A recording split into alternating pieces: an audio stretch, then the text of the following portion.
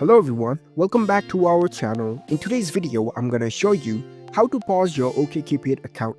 It's a very simple and easy process and I'm gonna guide you through how to do it. Let's get started.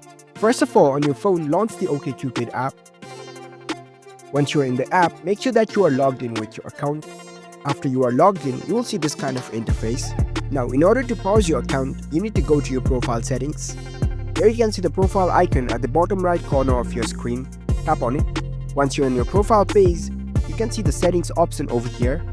Tap on it. Now from the settings menu, choose this disable your account option over here. Tap on next.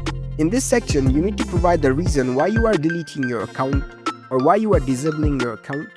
You can give your reason and tap on this next button. It'll ask you a bunch of questions. You can answer accordingly.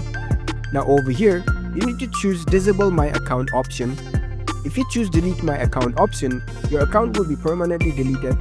So if you only want to pause your account, you need to choose this disable my account option. And after that, you can tap on this disable option. And that's how you can easily pause your OkCupid account. If you found this video helpful, don't forget to give this video a thumbs up and subscribe to our channel for more tech tips. Thank you for watching.